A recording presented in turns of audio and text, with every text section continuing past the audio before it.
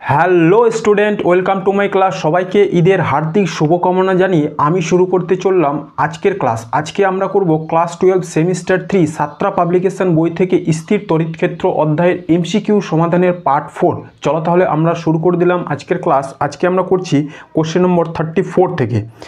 এখানে বলা হয়েছে closed integration E dot dl equal to 0 হবে যদি তড়িৎক্ষেত্র সৃষ্টি হয় অপশন এ স্থির আধান দ্বারা, অপশন বি সময় নির্ভর চৌম্বক ক্ষেত্র দ্বারা, অপশন সি এ ও বি উভয় সঠিক, অপশন ডি কোনোটি না।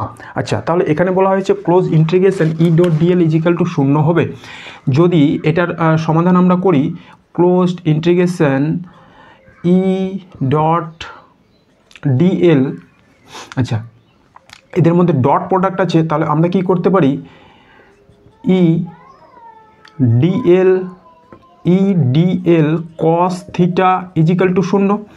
এবার যদি এই ক্ষেত্রে আমাদের এই যে থিটা এর মান 90 ডিগ্রি হয় তবে ক্লোজড ইন্টিগ্রেশন ই ডিএল কস 90 ডিগ্রি ইজিক্যাল টু আমরা 0 করতে পারি, তাই না? তাহলে এই ক্ষেত্রে যে আমাদের ই উৎপন্ন হয় কোনো স্থির আধান দ্বারা,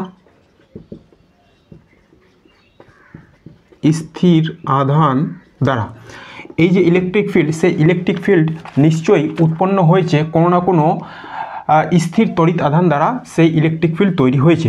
এইবার যদি এই ইলেকট্রিক ফিল্ড কোনো সময় নির্ভর চৌম্বক ক্ষেত্র দ্বারা উৎপন্ন হতো, অর্থাৎ কোনো পরিবর্তনশীল চৌম্বক ক্ষেত্র দ্বারা যদি পরিবর্তনশীল তড়িৎ ক্ষেত্র উৎপন্ন হতো তাহলে কিন্তু এই ক্ষেত্রে এই মান আমরা 0 পেতাম না। কারণ ধরলাম যে এইখানে একটা আমাদের লুপ আছে, পরিবাহী লুপ আছে, এবং এই হলো আমাদের একটা ম্যাগনেট, এন মেরু এস মেরু। এবার যদি এই পরিবাহী কিংবা লুপের মধ্যে আপেক্ষিক গতি থাকে, যেহেতু আমাদের বলা হয়েছে সময় নির্ভর চৌম্বক ক্ষেত্র দ্বারা, তাহলে আমরা এই ম্যাগনেটকে গতিশীল করব। ম্যাগনেটকে যদি গতিশীল করা হয় তাহলেই চৌম্বক ক্ষেত্রের পরিবর্তন ঘটবে। এবার যখনই এই পরিবাহী ও চৌম্বকের মধ্যে আপেক্ষিক গতি থাকবে, অর্থাৎ চৌম্বক ক্ষেত্রকে আমরা পরিবর্তন করব, এই পরিবাহী লুপের মধ্যে আবিষ্ট তড়িৎচালক বল আবিষ্ট হবে, তাই না? তড়িৎচালক বল আবিষ্ট হবে। আচ্ছা, এর ফলে এই পরিবাহী লুপের মধ্যে তড়িৎ সৃষ্টি হবে, ইএমএফ সৃষ্টি হবে। ইএমএফ সৃষ্টি হলে এখানে যদি একটা ইলেকট্রনকে আমরা ধরি, এই ইলেকট্রন যেদিকে কারেন্ট প্রবাহিত হবে তার অপোজিটে গতিশীল হবে, ইলেকট্রন গতিশীল হবে। এই ক্ষেত্রে যদি আমরা ওয়ার্ক ডান, কৃতকার্য ডব্লিউ হিসেব করি, তাহলে ডব্লিউ সমান হবে বল টোটাল ওয়ার্ক। তাহলে আমরা ইন্টিগ্রেশন করে দেব closed integration F dot dl, এই ক্ষুদ্র একটা অংশ নিলাম আমি ডিএল। এরপর আমরা কি করব, এই এফ সমান কি হয়, আবার এফ ইজিক্যাল টু হয় কিউই। তাহলে আমরা লিখলাম এফ ইজিক্যাল টু, এক্ষেত্রে যেহেতু ইলেকট্রনের আধানকে নিব তাহলে আমরা লিখব E capital E dot dl. এবার ইটা যেহেতু কনস্ট্যান্ট, তাহলে আমরা লিখতে পারি W by E equal to closed integration E dot dl. এবার ডব্লিউ বাই ই অর্থাৎ ডব্লিউ বাই কিউ সমান আবার হয় কি, ভি বিভব প্রভেদ, অর্থাৎ ইনডিউস ইএমএফ। এক্ষেত্রে আমরা এটাকে বলতে পারি EMF equal to integration E dot dl. আবার আমরা জানি যে ফ্যারাডের সূত্র অনুযায়ী এই ইনডিউস ইএমএফ সমান কি হয়, ইএমএফ সমান হয় closed integration E dot dl equal to, শুধু মান নিলে মাইনাসটা থাকবে না, d phi by dt. Common. আমাদের ফ্যারাডের সূত্র অনুযায়ী আবিষ্ট যে তড়িৎচালক বল সেটা বের হবে কত, d∅dt। তাহলে এখানে দেখতে পাচ্ছি একটা ইলেকট্রন আমাদের এই বৃত্তাকার লুপের মধ্যে আবর্তন করছে, কিন্তু বৃত্তাকার লুপের মধ্যে আবর্তন করা সত্ত্বেও এক্ষেত্রে যে আমরা যে কৃতকার্য পেলাম সেটা কিন্তু শূন্য বের হচ্ছে না, সেটা কত বের হচ্ছে, d∅dt। তাই আমরা বলতে পারি যে পরিবর্তনশীল চুম্বক ক্ষেত্র দ্বারা যদি ইলেকট্রিক ফিল্ড, এই ইলেকট্রিক ফিল্ড পরিবর্তনশীল চুম্বক ক্ষেত্র দ্বারা সৃষ্টি হয়েছে, সেক্ষেত্রে আমরা যে ক্লোজ ইন্টিগ্রেশন E.dl পেয়েছি সেটা কিন্তু শূন্য পেলাম না, সেটা কত পেলাম, d∅dt। ওকে, তো আমাদের এটা অপশান বিটা হবে না, অপশান বি হবে না। তাহলে উত্তর কি হবে, যখন আমাদের E.dl এর মান শূন্য হবে তখনই যদি cos θ 90 ডিগ্রি হয় সেক্ষেত্রে E নিশ্চয়ই কোনো না কোনো স্থির তড়িৎ-আধান দ্বারা উৎপন্ন হবে। তাহলে এক্ষেত্রে আমাদের উত্তর হবে অপশান এ। ঠিক আছে, এই গেল আমাদের কোশ্চেন নম্বর 34। এরপর আমরা চলে যাব কোশ্চেন নম্বর 35। সমত্বরণে গতিশীল আধান তড়িৎ ক্ষেত্র সৃষ্টি করে, চৌম্বক ক্ষেত্র সৃষ্টি করে, তড়িৎ চুম্বকীয় বিকিরণ নিঃসরণ করে, সবকটি সঠিক। আচ্ছা, যদি কোনো আধান সমত্বরণে গতিশীল হয় তাহলে কি কি সৃষ্টি করতে পারে? সমত্বরণে যেহেতু এখানে আধানের কথা বলা হয়েছে, কোশ্চেন নম্বর 35 এবার আমরা এক এক করে লিখি যে স্থির আধান, কোনো আধান যদি স্থির থাকে তাহলে স্থির আধান কি সৃষ্টি করে, স্থির আধান সৃষ্টি করে শুধুমাত্র তড়িৎ ক্ষেত্র। স্থির আধান শুধুমাত্র কি সৃষ্টি করবে, তড়িৎ ক্ষেত্র। এবার গতিশীল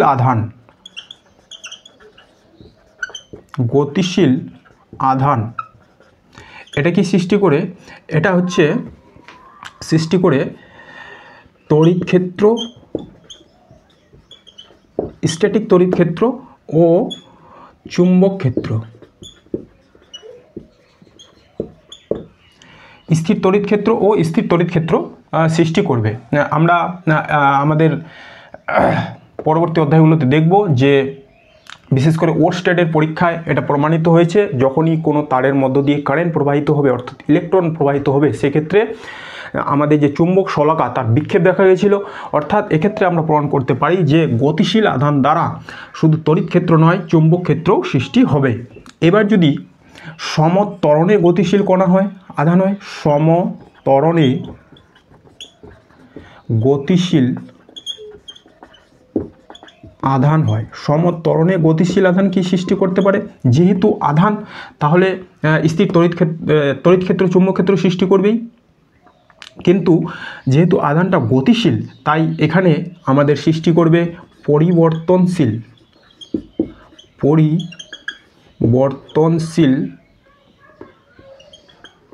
তড়িৎ ক্ষেত্র ও পরিবর্তনশীল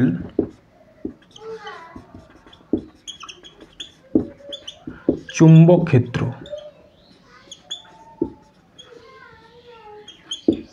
কমন। তাহলে সমত্বরণে যদি আধানটা গতিশীল হয় এক্ষেত্রে স্থির তড়িৎ ক্ষেত্র চুম্বক ক্ষেত্র সৃষ্টি হবে না, এক্ষেত্রে যে চুম্বক ক্ষেত্র তড়িৎ ক্ষেত্র সৃষ্টি হবে সেটা হবে পরিবর্তনশীল। আবার এই পরিবর্তনশীল তড়িৎ ক্ষেত্র ও চুম্বক ক্ষেত্র সৃষ্টি করে তড়িৎ চুম্বকীয় তরঙ্গ। ওকে, যেটা আমরা তড়িৎচুম্বকীয় তরঙ্গ ইলেকট্রোম্যাগনেটিক ওয়েভ অধ্যায়ে পড়ব যে পরিবর্তনশীল তড়িৎ ক্ষেত্র চৌম্বক ক্ষেত্র একসঙ্গে সৃষ্টি করে থাকে আমাদের তড়িৎচুম্বকীয় তরঙ্গ। তো আমাদের এই যে উত্তরটা দেওয়া আছে সেটা কোনটা হবে? সমত্রণে গতিশীল আধান তড়িৎ ক্ষেত্র সৃষ্টি করে চৌম্বক ক্ষেত্র সৃষ্টি করে এবং তড়িৎচুম্বকীয় বিকরণ নিঃসরণ করে, অপশান ডি সবকটি সঠিক, অপশান ডি। এবার আমরা চলে গেলাম কোশ্চেন নম্বর 36 নম্বর কোশ্চেনে কী বলা হয়েছে? তড়িৎ ক্ষেত্র প্রাবল্য হলো অসংরক্ষী বল, সংরক্ষী বল, কখনো কখনো সংরক্ষী বল, কোনোটি না। আমরা জানি তড়িৎ ক্ষেত্র সবসময় কী হয়? সংরক্ষী বল, এটা পথের উপর নির্ভর করে না। তাহলে 36 হবে অপশান বি সংরক্ষী বল।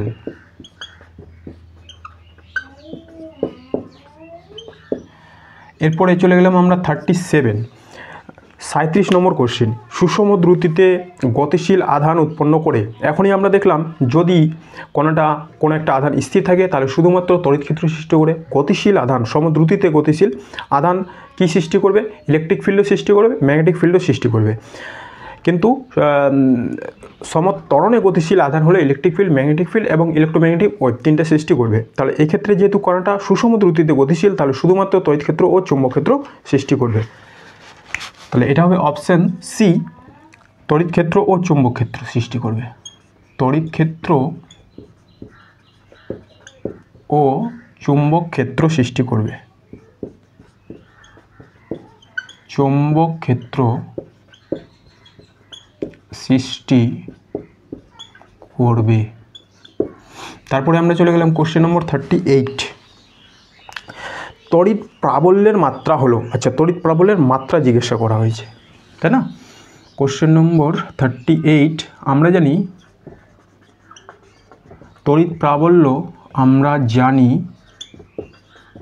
তড়িৎ প্রাবল্য E = F/Q, F এর মাত্রা mL/2, Q এর মাত্রা IT, তাহলে এটা হবে mL/3I-1, এটা আছে অপশান এ, অপশান এ। আমরা মাত্রাটাকে থার্ড ব্র্যাকেটে লিখব। তারপরে আমরা চলে গেলাম 39 নম্বর কোশ্চেন, এ বাহু বিশিষ্ট একটি বর্গাকার পাতকে ই প্রাবল্য বিশিষ্ট সুষম তড়িৎ ক্ষেত্রে লম্বভাবে ধরা হলো, পাতটির সঙ্গে জড়িত বলরেখা হলো। আচ্ছা, এ বাহু বিশিষ্ট একটি বর্গাকার পাতকে ই প্রাবল্য বিশিষ্ট সুষম চৌম্বক ক্ষেত্রে লম্বভাবে ধরা হলো, তাহলে পাতটির মধ্যে জড়িত বলরেখা একটা, এই হলো আমাদের ইলেকট্রিক ফিল্ড। এখানে এ বাহু বিশিষ্ট একটা বর্গাকার পাতকে এইভাবে লম্বভাবে এই তড়িৎ ক্ষেত্রের সঙ্গে ধরা হলো। আচ্ছা, বর্গাকার পাত বলা হয়েছে, তো আমরা কি করি, একটু পাতটা সমান করে দিই চারিদিক থেকে। এই হলো আমাদের এ বাহু বিশিষ্ট বর্গাকার পাত। তো এর এরিয়াটা কত হবে? বর্গাকার পাতের ক্ষেত্রফল কত হবে? বাহু স্কোয়ার সমান এ স্কোয়ার। এই গেল আমাদের বর্গাকার পাতের ক্ষেত্রফল। এবার আমাদের যে অপশানগুলো দেওয়া ছিল, এ নম্বর অপশানে হচ্ছে 0, বি নম্বর অপশানে EA, 4 নম্বর অপশানে 4EA, ডি নম্বর অপশানে EA স্কোয়ার। জড়িত বলরেখা, আমরা ইলেকট্রিক ফ্লাক্স সমান জানি ক্লোজ ইন্টিগ্রেশন E.ds। এবার যেহেতু ইলেকট্রিক ফিল্ড কনস্ট্যান্ট সেটা বাইরে চলে আসলো, ক্লোজ ইন্টিগ্রেশন dsটা টোটাল কত? এ স্কোয়ার, অতএব EA স্কোয়ার টোটাল ক্ষেত্রফল, অতএব উত্তর হয়ে গেল EA স্কোয়ার। এটা হলো অপশান ডি, ঠিক আছে।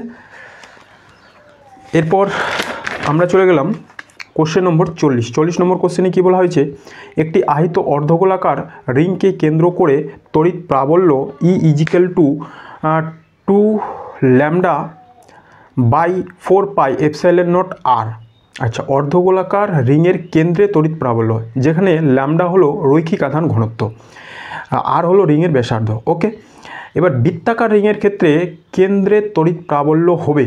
এবার রিংটা যদি বৃত্তাকার হতো তাহলে কেন্দ্রে তড়িৎ প্রাবল্য কত হতো? এখানে আমাদের প্রথমত একটা রাশি দেওয়া আছে যে আহিত অর্ধগোলাকার রিং যার রৈখিক আধান ঘনত্ব ল্যামডা, ব্যাসার্ধ আর, তার ক্ষেত্রে যে তড়িৎ প্রাবল্য হয় ই ইজিক্যাল টু ল্যামডা বাই 4πε0 আর। এর প্রমাণটা আগে আমরা দেখে নিই, তারপরে বৃত্তাকার রিংয়ের ক্ষেত্রে কেন্দ্রে তড়িৎ প্রাবল্য কত হবে সেটা আমাদের নির্ণয় করতে হবে। কমন? আচ্ছা, আরেকটা জিনিস বলে দিই যে এই কোশ্চিনটার সঙ্গে আমাদের যে 43 নম্বর কোশ্চিন সেটার অনেকটাই মিল আছে। 43 নম্বর কোশ্চিনটা আমি একবার পড়ে দিচ্ছি। একটি আহিত তারকে এ ব্যাসার্ধের অর্ধবৃত্তাকারে বাঁকানো হলো, তারটি প্রতি একক দৈর্ঘ্যে আধান ল্যামডা কুলম্ব মিটার -1 হলে অর্ধবৃত্তের কেন্দ্রে তড়িৎ ক্ষেত্র কত উৎপন্ন হবে। অর্থাৎ এখানে জিজ্ঞাসা করা হয়েছে যে অর্ধবৃত্তের কেন্দ্রে তড়িৎ প্রাবল্য কত হবে, আর আমাদের 40 নম্বর অঙ্কতে অর্ধবৃত্তের কেন্দ্রে তড়িৎ প্রাবল্য দেওয়া হয়েছিল। ঠিক আছে, তাহলে একই অঙ্ক।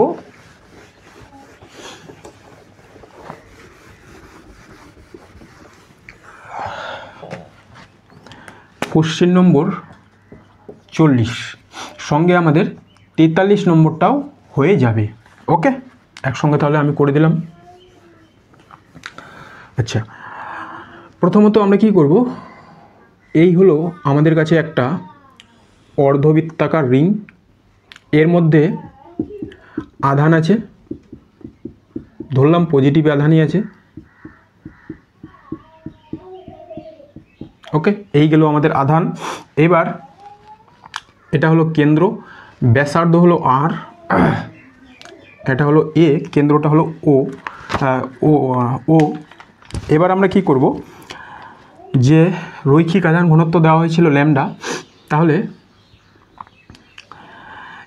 এই অংশে একটা ক্ষুদ্র ডেল এল বা ডিএল অংশ নিলাম। তার জন্য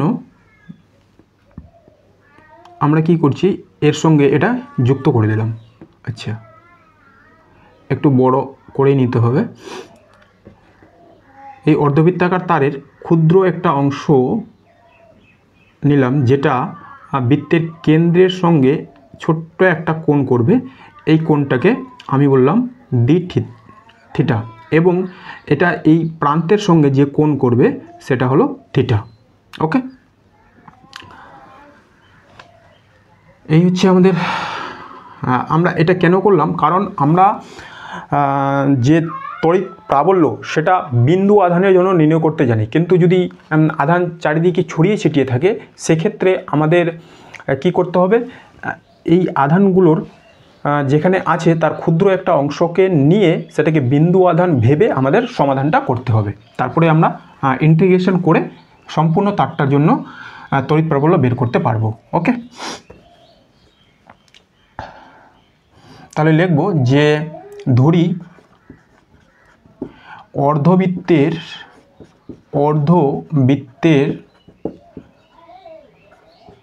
ক্ষুদ্র একটি অংশ ডেল এল। ওকে, এবার আমাদের কি দেওয়া ছিল, রৈখিক আধান ঘনত্ব কত, রৈখিক আধান ঘনত্ব এটা দেওয়া হয়েছে ল্যামডা। তাহলে লিখব যে অতএব ডেল এল অংশে আধান কতটুকু থাকবে, এটাকে ধরলাম যেহেতু ক্ষুদ্র অংশ তাহলে এটাকে ধরলাম d q equal to lambda into del l. হ্যাঁ, এক রৈখিক আধান ঘনত্ব মানে একক দৈর্ঘ্যে আধান থাকবে ল্যামডা, তাহলে ডেল এল অংশে আধান থাকবে ল্যামডা ডেল এল। ওকে, আচ্ছা, এরপর এই যে এখানে ডিকিউ আধান আছে সেই ডিকিউ আধান আর ও বিন্দুতে একক আধানের মধ্যে আমরা ইলেকট্রিক ফিল্ড বের করব। এই ইলেকট্রিক ফিল্ডের অভিমুখ কোন দিকে হবে, এই দিক বরাবর, তাই না? এরপর এই যে ইলেকট্রিক ফিল্ড, এই ইলেকট্রিক ফিল্ড এর অভিমুখ যদি এই বরাবর হয়, এটা হলো আমাদের ডিই। এটা যদি অ্যাঙ্গেল থিটা হয়, এই অ্যাঙ্গেলটাও হবে থিটা। তাহলে এইটার আমরা দুটো উপাংশ পেয়ে যাব। একটা উপাংশ হলো এই বরাবর আর একটা উপাংশ হবে এই বরাবর। এই ডিই ভেক্টরের দুটো উপাংশ, এই দিককারটাকে যেদিকে থিটা থাকে সেদিকে কি বলবো আমরা, ডিই কস থিটা, আর এই দিককারটাকে বলবো ডিই সাইন থিটা। ঠিক আছে? আচ্ছা, এরপর যদি আমরা এই ডিইটা বের করি, ডিই কত হবে? অতএব ডি কিউ ও অতএব ডি কিউ আধানের জন্য ও বিন্দুতে তড়িৎ ক্ষেত্র ডিই ইজিক্যাল টু কত হয়? 1/4 pi epsilon naught d q by এই ডিস্টেন্সটা কত? ব্যাসার্ধের সমান r square. Okay, d q by r square.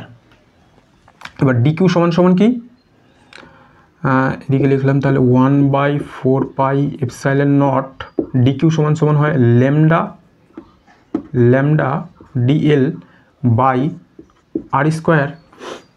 আবার এই যে ডিএল অংশ, এই ডিএলকে এই অর্ধবৃত্তের ক্ষেত্রে আমরা বৃত্তচাপ মনে করতে পারি। আবার বৃত্তচাপ সমান হয় এস ইজিক্যাল টু আর থিটা, তাই না? বৃত্তচাপ এস ইজিক্যাল টু কী হয়? আর থিটা, বৃত্তের ব্যাসার্ধ ইন্টু অ্যাঙ্গেল। অতএব ডিএল সমান কী হবে? আর ডি থিটা। ওকে, তাহলে আমরা লিখতে পারি 1/4 pi epsilon naught lambda r d theta by r square. ঠিক আছে? তাহলে এখানে কি থাকছে? এখানে থাকবে 1/4 পাই এপসাইলন নট, একটা আর একটা কেটে যাবে, ল্যামডা ডি থিটা বাই আর, এইটুকু অংশ থাকবে। ঠিক আছে? এরপরে আমরা কি করব, যে যেরকম অর্ধবৃত্তের এই প্রান্তে ক্ষুদ্র একটি অংশ ডেল এল বা ডিএল আমরা কল্পনা করতে পারি, সেম এরকমই সিমিলার একটা অংশ আমরা এদিকেও কল্পনা করতে পারি, তাই না? এই অংশটাও এখানে ক্ষুদ্র একটা কোণ তৈরি করবে, যেটাকে আমরা বলতে পারি ডি থিটা, এবং এই এর মধ্যে আধানও থাকবে ডি কিউ। এই ডি কিউ আধান এখানেও যে ইলেকট্রিক ফিল্ড তৈরি করবে তার মানও হবে ডিই। এই অ্যাঙ্গেলটাও হবে থিটা। তাহলে এই ডি কিউ আধান এবং ও বিন্দুর মধ্যে যে ইলেকট্রিক ফিল্ড সেটা হবে এই অভিমুখে। এরও আমরা দুটো উপাংশ পাবো, একটা পাবো এই বরাবর ডিই সাইন থিটা, আর একটা পাবো ডিই কস থিটা। তাহলে আমরা বলতে পারি যে এই অর্ধবৃত্তের ক্ষেত্রে এরকম প্রত্যেকটা অংশের একটা সিমিলার অংশ আমরা পেয়ে যাব, যার ডিই কস থিটা উপাংশগুলো পরস্পরকে কি করবে? প্রশমিত করবে। ডিই কস থিটা উপাংশগুলো প্রশমিত করবে। তাহলে আমরা এখানে লিখব যে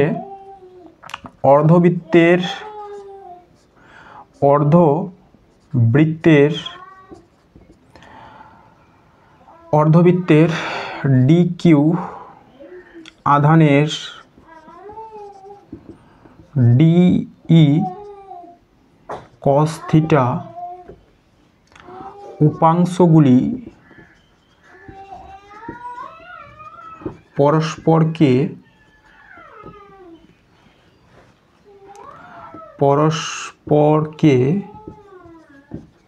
প্রশমিত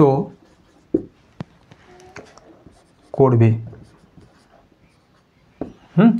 ডিই কস থিটা একটা এদিকে পাবো, একটা এদিকে পাবো।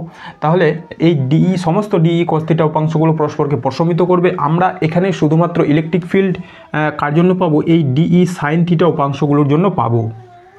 ওকে, উপরেরটা মুছে দিলাম। তাহলে আমরা লিখব যে ও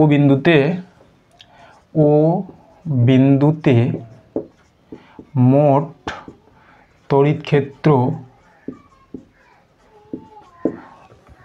এটাকে বললাম আমি E equal to integration of close integration of কার এই অংশটার ডিই সাইন থিটা সমান সমান, এবার ডিইটার মান আমরা বসাবো। ডিই সমান সমান হয় এটা closed integration 1/4 pi epsilon naught lambda D theta. আচ্ছা, এটা হলো ডি থিটা বাই আর, আর এখানে থাকবে সাইন থিটা। ওকে, এরপরে আমরা দেখতে পাচ্ছি যে 1/4 পাই এপসাইলন নট ল্যামডা এবং আর এগুলো সবগুলো হচ্ছে কনস্ট্যান্ট। এখানে পরিবর্তনশীল কে? পরিবর্তনশীল হচ্ছে এই অ্যাঙ্গেলটা। তাহলে সাইন থিটা পরিবর্তনশীল হবে, সেই সাইন থিটার আমাদের ইন্টিগ্রেশনটা করতে হবে। তাহলে 1/4 pi epsilon naught lambda by r বাইরে চলে আসলো, ইন্টিগ্রেশন থাকছে সাইন থিটা ডি থিটা। এই অংশটার ইন্টিগ্রেশন আমাদের করতে হবে। এটা মুছে দিলাম। তাহলে আমরা জানি সাইন থিটার ইন্টিগ্রেশন কি হয়? 1/4 pi epsilon naught lambda by r, এটার ইন্টিগ্রেশন। আচ্ছা, এই লিমিটটা আমরা বসাবো। এই অ্যাঙ্গেলটা 0 ডিগ্রি, তাহলে এখানে অ্যাঙ্গেলটা কত হবে? পাই 180 ডিগ্রি, তাই না? 180 ডিগ্রি, 180 ডিগ্রি। তাহলে লিমিট হয়ে যাবে আমাদের 0 টু পাই। এবার সাইন থিটার ইন্টিগ্রেশন হয় minus cos theta 0 to pi. ঠিক আছে, এবার এটা হলো 1/4 pi epsilon naught lambda by r minus, প্রথমে আপার লিমিট কস পাই, তারপরে minus of cos 0 degree. Okay, upper limit minus lower limit, যেহেতু একটা মাইনাস এখানে অলরেডি নিজে থেকে আছে, তাহলে এখানে ডবল মাইনাস হলো। এবার 1/4 pi epsilon naught lambda r minus মাইনাসে প্লাস, এবার কস 0 ডিগ্রি মানে কত? 1। প্রথমে এদিক কাটা লিখলাম, এরপরে মাইনাস, আর কস পাইয়ের মান আবার হয় -1। তাহলে এটা হয়ে গেল আমাদের কত? 1/4 pi epsilon naught 2 lambda by আর।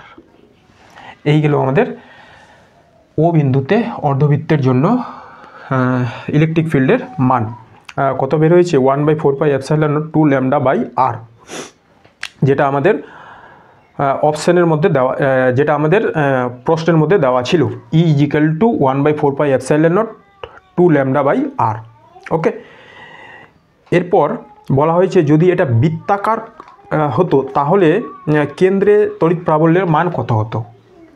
আমরা সহজেই বুঝতে পারছি যে কেন্দ্রে তড়িৎ প্রাবল্যের মান কিন্তু 0 হয়ে যাবে যদি রিংটা বৃত্তাকার হয়। এবার যদি আমরা কি করি, যদি আমরা এই যে রিং এটাকে সম্পূর্ণ বৃত্তাকার করে দিই, তাহলে কি হবে যে এইখানে একটা ডিএল অংশ নিব, এর অপোজিটে ডিএল অংশ একটা পাবো, এই ডিএল অংশ নিব, এর অপোজিটে একটা ডিএল অংশ পাবো, এই ডিএল অংশ নিব, এর অপোজিটে একটা ডিএল অংশ পাবো। প্রত্যেকটা ডিএল অংশের জন্য যখন আমরা ইলেকট্রিক ফিল্ড ও বিন্দুতে বের করব, তার অপোজিট একটা অংশ পাওয়া যাবে। ফলে এরা পরস্পরকে প্রশমিত করে দেবে। এই জন্য ও বিন্দুতে কোনো রকম ইলেকট্রিক ফিল্ড আমরা পাবো না। এমনিতেও আমরা জানি যে গসের সূত্র ব্যবহার করে আমরা কোনো ফাঁপা গোলকের জন্য কেন্দ্রে ইলেকট্রিক ফিল্ড কত পাই? 0। অতএব এখান থেকে মনে রাখলেও চলবে যে বৃত্তাকার রিংয়ের ক্ষেত্রেও কেন্দ্রে ইলেকট্রিক ফিল্ড আমরা কত পাবো? 0। তাহলে এই ক্ষেত্রে আমাদের অপশান হয়ে যাবে অপশান ডি। বৃত্তাকার রিংয়ের কেন্দ্রে ইলেকট্রিক ফিল্ড কত হবে? এটা হয়ে যাবে অপশান ডি 0। এটা হয়ে যাবে অপশান ডি 0। ঠিক আছে। এইবার যেটা বলেছিলাম 43 নম্বর কোশ্চেনটা, 43 নম্বর কোশ্চেনটার সমাধানটাও আমরা দেখে নিই। এখানে বলা হয়েছিল রৈখিক আধান ঘনত্ব ল্যামডা, ওকে, ব্যাসার্ধ এ এবং অর্ধবৃত্তের কেন্দ্রে তড়িৎ প্রাবল্য কত হবে। শুধুমাত্র ব্যাসার্ধটা, এটা যেখানে আর আছে ওইটাকে আমাদের এ ধরতে বলেছে। তাহলে আমাদের উত্তরে কী বের হয়েছে 1/4 pi epsilon naught 2 lambda by r. তাহলে এখানে কি বের হবে, এখানে বের হবে 2 ল্যামডা বাই এ। উত্তরে আমাদের কি দেওয়া আছে, উত্তরে দেওয়া আছে হ্যাঁ, এবার সামান্য পরিবর্তন করতে হবে উত্তরটা। এই 2 দিয়ে এই 4কে কেটে দিলে থাকবে 2, তাহলে এটা হবে আমাদের lambda by 2 pi epsilon naught A.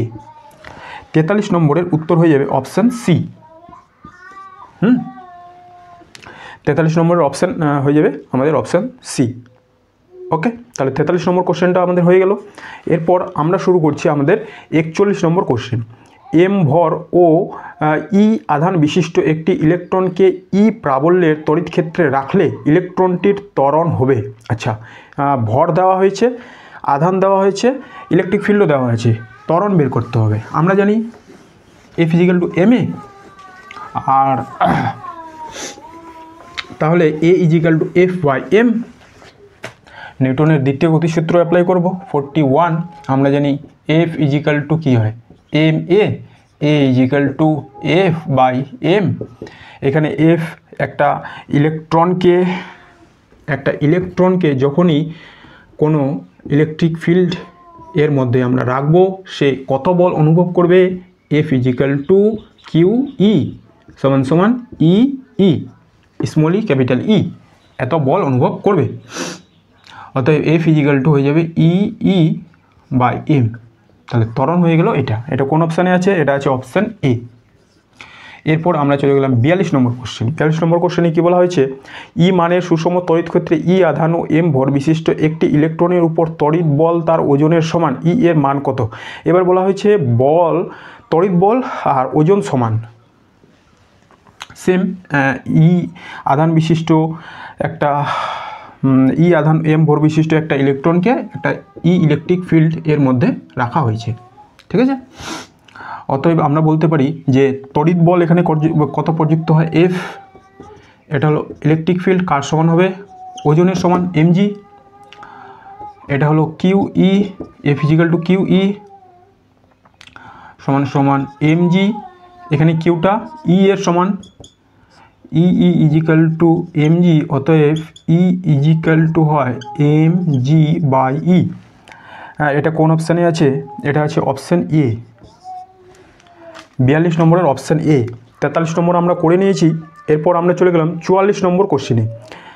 Q আধানের আহিত এ ব্যাসার্ধের একটি ফাঁপা তড়িতাহিত গোলকের ভিতরে তড়িৎ প্রাবল্যের মান কত হবে। আচ্ছা, কিউ আধানে আহিত এ ব্যাসার্ধের একটি ফাঁপা তড়িতাহিত গোলকের ভিতরে তড়িৎ প্রাবল্যের মান, এটা তো আমরা গসের উপপাদ্যর অ্যাপ্লিকেশনগুলো যখন পড়ব, যে কিউ আধানে আহিত একটা ফাঁপা গোলকের কেন্দ্রে তড়িৎ প্রাবল্যের মান সবসময় কত বের হয়, 0। তাহলে 44 নম্বরে হয়ে যাবে অপশান সি। 44 নম্বর অপশান সি, 0। ওকে, এরপর আমরা চলে গেলাম 45 নম্বর কোশ্চেন। 45 নম্বর কোশ্চেনে কী বলা হয়েছে, দুটি বিন্দু আধান Q1 ও Q2 পরস্পর থেকে d দূরত্বে অবস্থিত এবং তাদের সংযোগকারী রেখার মধ্যবর্তী কোনো স্থানে এমন কোনো বিন্দু নেই যেখানে তড়িৎ প্রাবল্য 0, এর থেকে সিদ্ধান্ত করা যায়। আচ্ছা, এই অঙ্কটা আমরা আমাদের পার্ট 3 যেখানে করেছিলাম সেম 31 নম্বর কোশ্চেনটার মতো। তাহলে এটাকে আমি একটু শর্টে বলে দিচ্ছি, যে বলা হয়েছে 45 নম্বর কোশ্চেনে দুটো আধান Q1 আর Q1 ও Q2 এদের মধ্যবর্তী দূরত্ব d, এদের সংযোগকারী রেখার মধ্যবর্তী কোনো স্থানে এমন কোনো বিন্দু নেই যেখানে তড়িৎ প্রাবল্য 0 হবে। তার মানে এখানে কোনো বিন্দু নেই যেখানে তড়িৎ প্রাবল্য 0 হবে। তাহলে Q1 Q2 এর নেচার কী হবে, এরা সমধর্মী হবে, সমান হবে, না কি হবে। যদি এদের মধ্যবর্তী কোনো স্থানে কোনো কোথাও তড়িৎ প্রাবল্য 0 না হয় তাহলে কি হবে। যদি আমরা দেখি, যদি 0 না করতে চাই, প্রথমে আমরা এটাকেও পজিটিভ ভাবলাম, এটাকেও পজিটিভ ভাবলাম, কমন। এবং এই দুটোকে যদি সমান ভেবে নিই তাহলে কী হবে, এদের মাঝখানে এই কিউ আধান এখানে ইলেকট্রিক ফিল্ড প্রযুক্ত করবে এই অভিমুখে, এই কিউ2 আধান এখানে ইলেকট্রিক ফিল্ড প্রযুক্ত করবে এই অভিমুখে। যেহেতু আধান দুটোর মান আমরা সমান ধরেছি তাহলে ইলেকট্রিক ফিল্ড একে অপরের অপোজিট, তাহলে এখানে ইলেকট্রিক ফিল্ড আমরা শূন্য পেয়ে যাব। তাহলে আমরা সম আধান এর জন্য ইলেকট্রিক ফিল্ড মাঝখানে শূন্য পেয়ে গেলাম।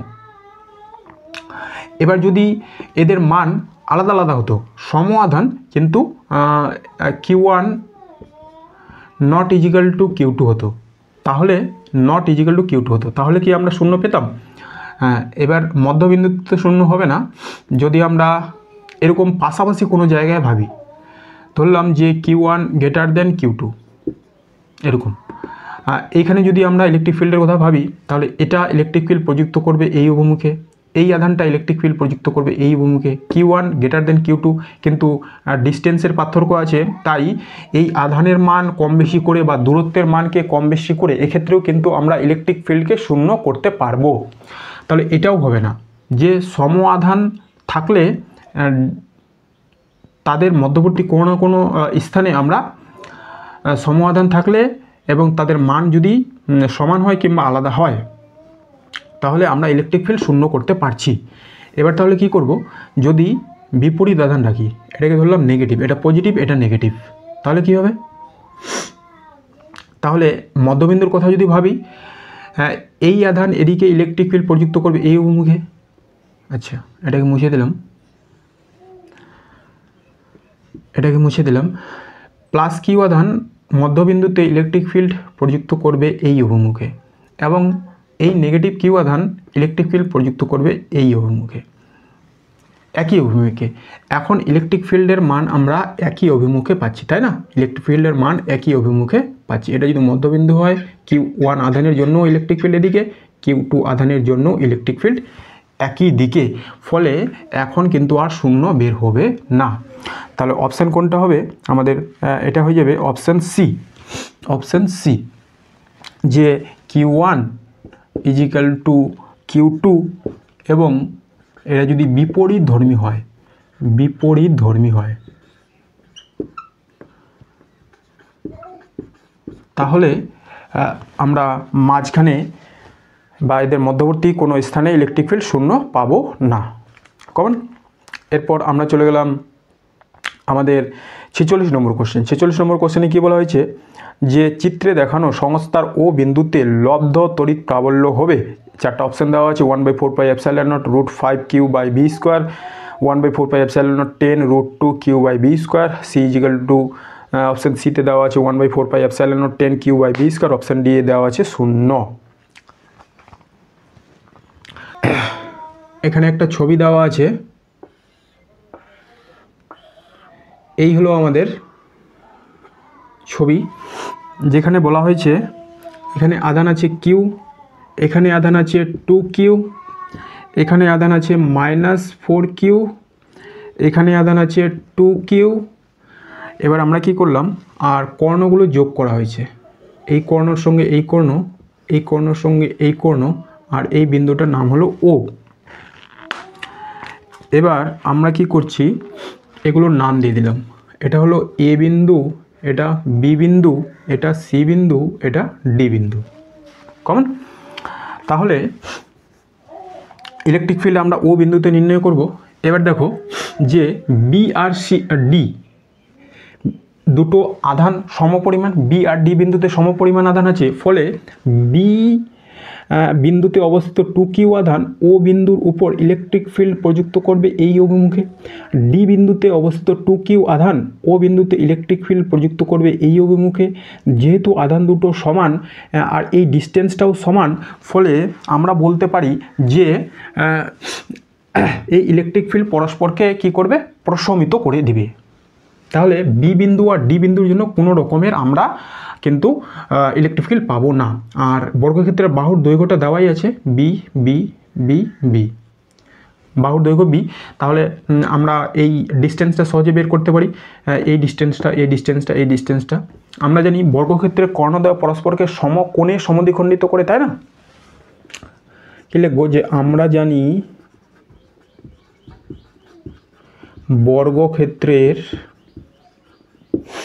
বর্গক্ষেত্রের কর্ণদ্বয় পরস্পরকে সমকোণে সমদ্বিখণ্ডিত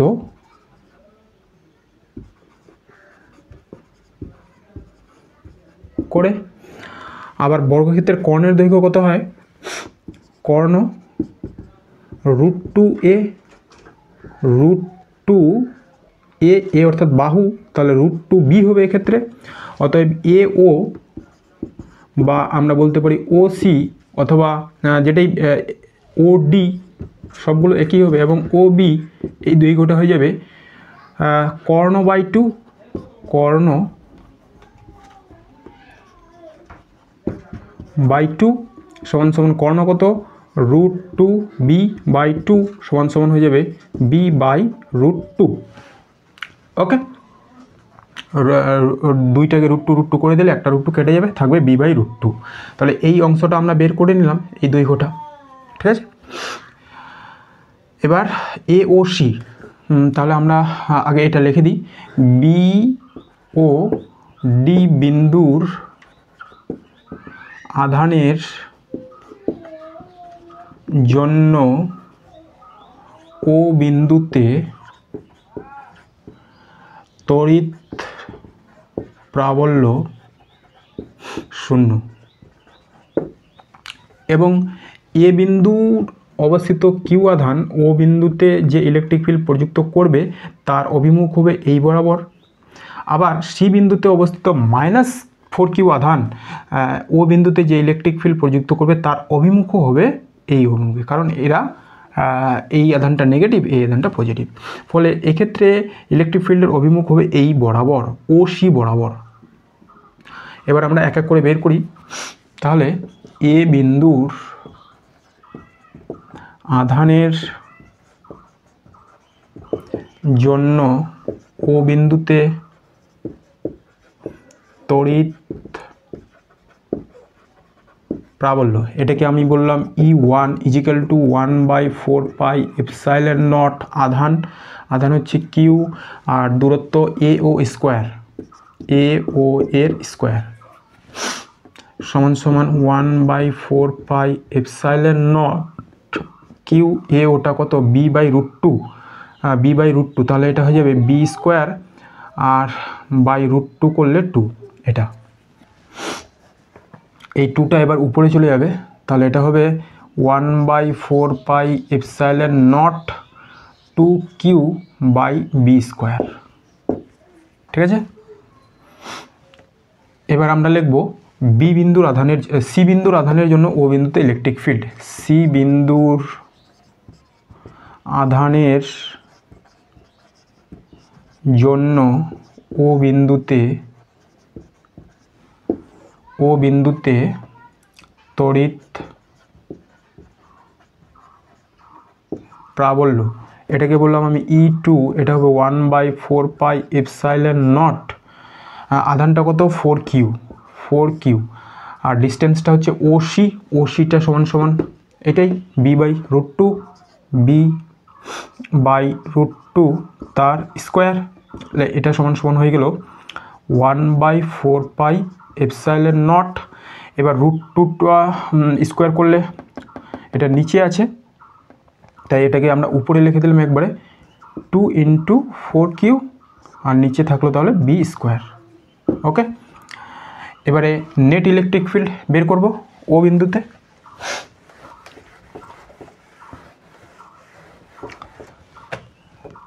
অতএব ও বিন্দুতে মোট তড়িৎ প্রাবল্য, ও বিন্দুতে মোট তড়িৎ প্রাবল্য কোনটা হবে, এ বিন্দু ও বিন্দুতে কত তড়িৎ প্রাবল্য প্রয়োগ করেছে, এটা হচ্ছে E1।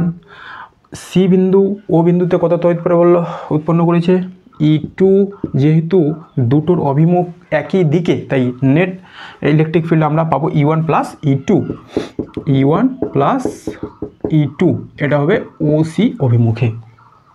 ঠিক আছে, এবার দুটো আমরা যোগ করব। E1 সমান সমান কত? E1 সমান সমান এটা 1/4 pi epsilon naught 2Q by B square, এবং E2 সমান সমান 1/4 pi epsilon naught 8Q by B square. এবার এটাকে যোগ করে দেব, নিচে রাশিমালাটা একই, তাহলে লসাগু হয়ে গেল এটাই 1/4 pi epsilon naught B square, আর এখানে আছে 2Q, এখানে থাকবে 8Q সমান সমান 1/4, আচ্ছা 2Q আর 8Q যোগ করলে 10Q, আর নিচে থাকবে 4 pi epsilon naught B square. এইটা গেল আমাদের উত্তর। এটা কোন অপশানে আছে? এটা আছে অপশান সি, এটা হলো অপশান সি। কমন? এই গেল আমাদের 46 নম্বর কোশ্চেনের সমাধান। তাহলে ঠিক আছে বন্ধুরা, আজকে ক্লাসটি আমি এখানেই রাখছি। আমি চেষ্টা করব তোমাদের জন্য বাকি পার্টগুলো খুব তাড়াতাড়ি নিয়ে আসার। ধন্যবাদ।